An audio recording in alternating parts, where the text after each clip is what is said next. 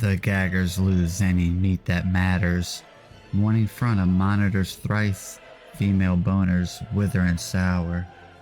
Inside another man, his riz was absolute. Sounds of glazing triggers, we all have that one moot. Bask in reassurance, instead that you chose is him. But your son will reign supreme, enjoy the airport, search for new casualties. South is the direction we stay.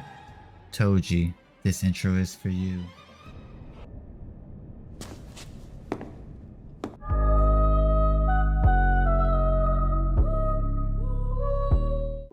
All the Shoko haters, this episode proves that she's not a fraud. Nanami called her because he knew he was going to need her, but Yaga was already ahead of it to bring her there. And the fact that she is in Shibuya, Megumi says it himself, it allows him to push his body further than normally. So, eat a penis, she's important, she's not a fraud. Now, back to the video. You are my special. Okay, that's enough of that. Man, I'll tell you, I don't do these types of videos, so please bear with me, but honestly, I didn't intend for this specific episode to be so engaging and fun. I was really caught off guard from the very beginning with Toji just walking one way and then all of a sudden he like shunpo behind Megumi. And the camera work was great. Seeing just how interactive they are with the landscape and their surroundings was really cool. I mean, all the anime additions that Mappa did were phenomenal. I mean, the fleeing hairs, like as a summoning now, I actually really like. I think it's cool. Of course, you know, they don't do much damage, but let's be honest, they got more hits on Toji than Dagon did. And they're really just meant to, you know, as an escape tool, which you can see how that does play a big part. Now, of course, Megumi doesn't get away, even though he does fly away at one point with Nue. I don't understand why he just doesn't fly completely away from him. Back to the hairs, I thought with Toji dealing with the fleeing hairs and basically breaking the ground, uprooting all of them and pushing them in the air, and then finger banging like rocks. That's how he dealt with them, was so cool. The hand-to-hand stuff was phenomenal. Of course, Toji never disappoints. And then there's him reacting to lightning, him throwing the playful cloud, basically turned into a shank, threw it at Megumi. All that was great, and that wasn't even the best part of the episode.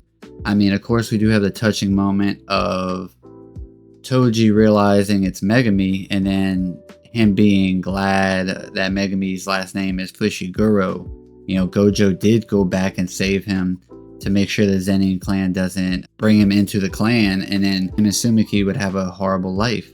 Megumi would grow into this horrible person, which he doesn't want that. He did at one point care about everything, but he lost himself when he lost Mama FUSHIGURO. And after that, you know, we have bitch-ass Haruta, and there's not much to say about him. All my homies hate Haruta. He's got the Ashy Larry grippers out with Mahoraga coming for him. So next episode will be great. We know that. And let's talk about the hottest thing in the episode, the heat. That is Manami Suda. Yes, that's right, her. You probably didn't know her name, but I do. Probably pronounce it wrong, but she is waifu material, and she is probably top of the verse in waifuism. This is my new agenda. Her and Nagi, top 2. I wonder what's going on with Jogo right now. Oh, I guess he's got his hands full, to say the least. Let's look at this. I mean, this fight is a spectacle to behold. It's a visual treat. A lot of people I've seen may not like the kind of the aesthetic change or the art style, but I love it. I think it's very fluid. It's more engaging. It kind of interacts with the landscape better. Like we see the glass being turned to liquid. I mean, Jogo himself takes basically enough lava or fire to create these hands and use the buildings to clash them together.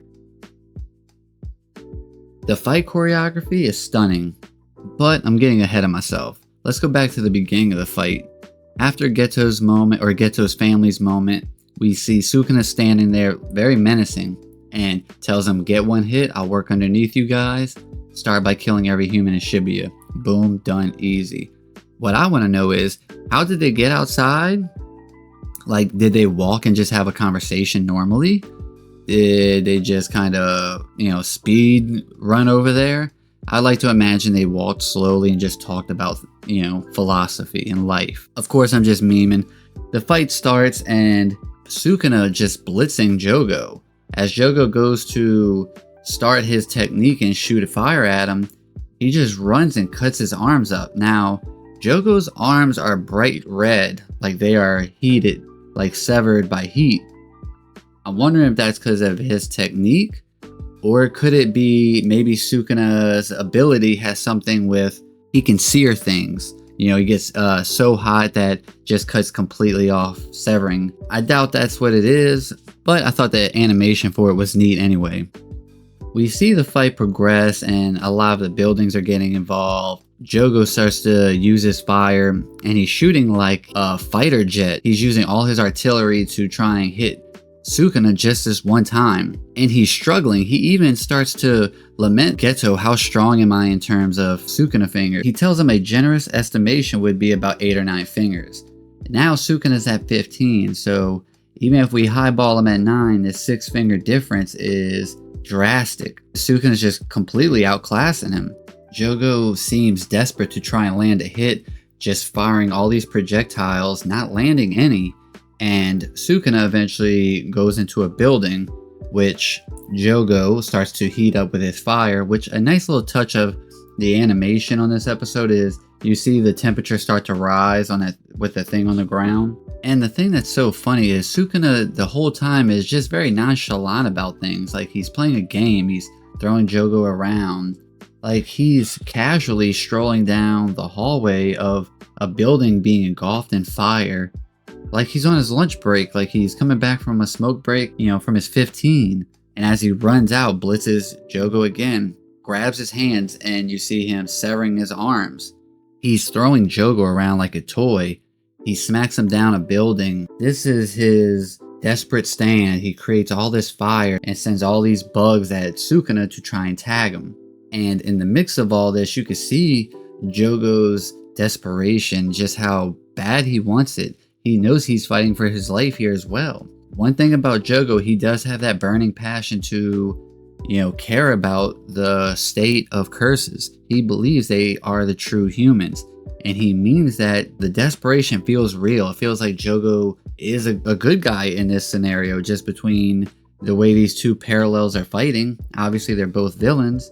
Jogo's struggle and desperation means nothing to the king of curses, who slashes his way through fire and building, comes out like a divine being, T-posing. Then he just, again, blitzes Jogo, slams him through a building, and one of the most iconic Sukuna panels is his moonlight, sheds light to see how pathetic he is.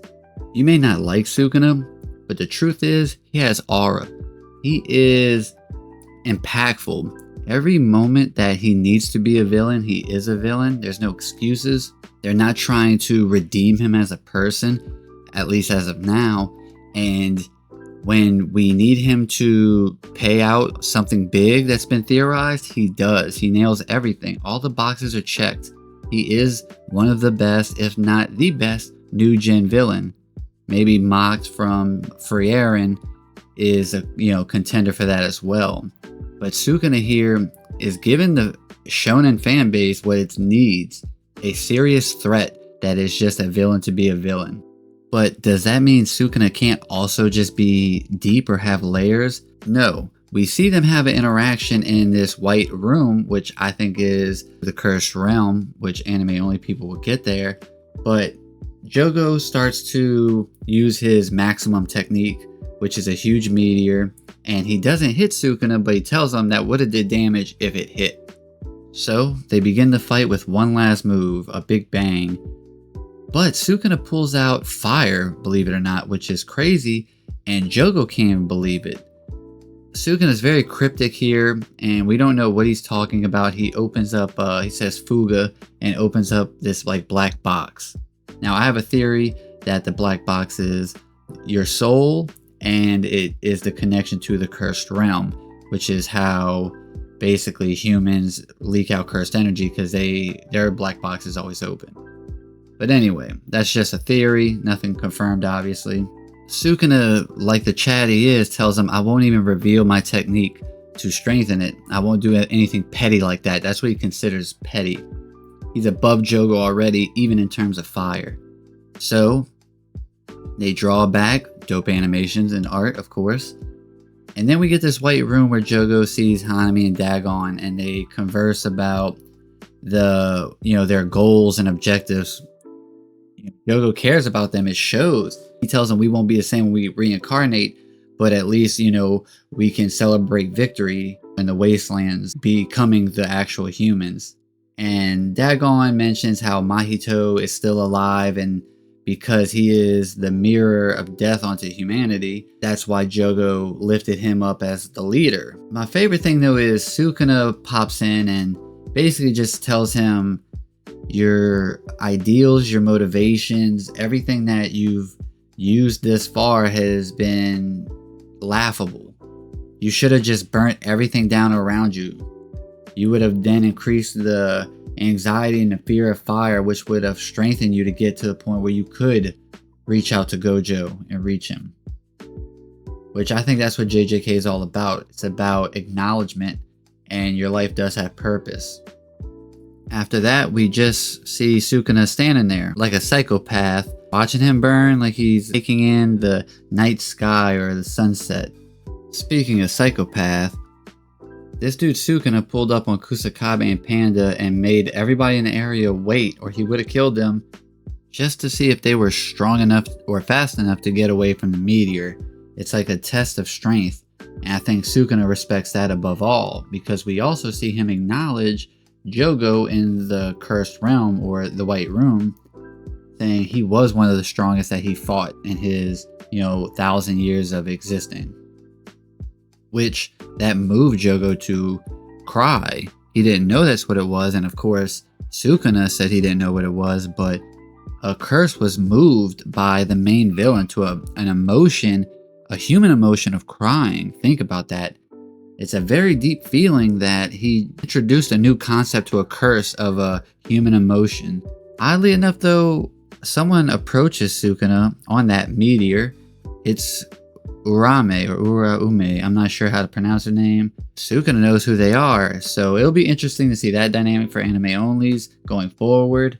Other than that, all we have left is the previews for next episode, which we get to see Mahoraga, the grippers out, and we see Megumi looking dead on the side as this big white being is approaching Haruta, which I hope they kill Haruta next episode. But we'll see. That's the video. Thanks for watching. Like I said, I don't normally do things like this, so please bear with me. If you'd like to see me do this more, drop a comment, leave a like, subscribe, all that good stuff. And remember, stay normie, stay weeb, shit even in between is fine. Until next time, peace.